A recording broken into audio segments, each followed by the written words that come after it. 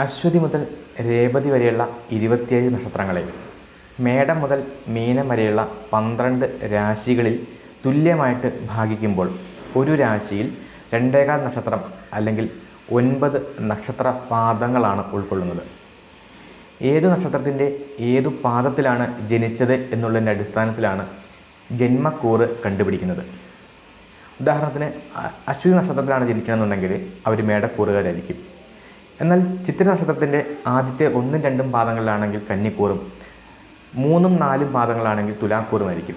അങ്ങനെ ഏത് നക്ഷത്രത്തിൻ്റെ ഏത് പാദത്തിലാണ് ജനിച്ചത് എന്നുള്ളതിൻ്റെ അടിസ്ഥാനത്തിലായിരിക്കും നമ്മുടെ ജനിച്ച കൂറ് കണ്ടുപിടിക്കുന്നത്.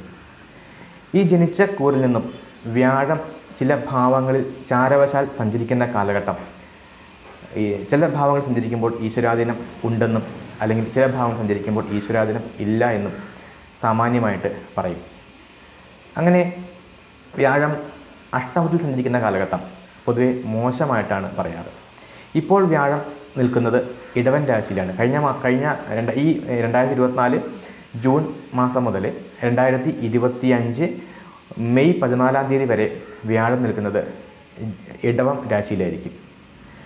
അങ്ങനെ നോക്കുമ്പോൾ തുലാക്കൂറുകാർക്ക് ഇപ്പോൾ വ്യാഴം അഷ്ടമത്തിലാണ്.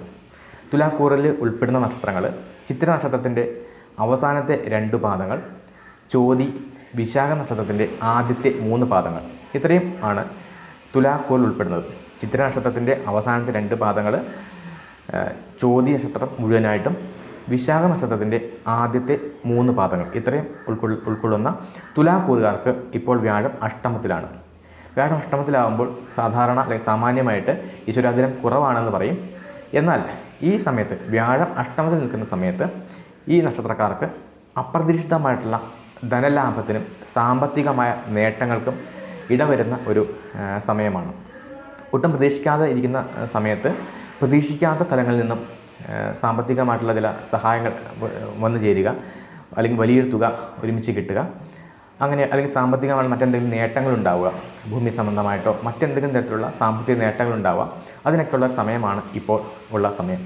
എന്നാൽ വ്യാഴം അഷ്ടമത്തിൽ നിൽക്കുന്നതുകൊണ്ട് ഈശ്വരാധീനം മറഞ്ഞിരിക്കുന്നതുകൊണ്ട് ആ കിട്ടുന്ന ധനം വേണ്ട രീതിയിൽ ഉപയോഗിക്കാൻ ചിലപ്പോൾ ചില പ്രയാസങ്ങൾ ഉണ്ടാവാം.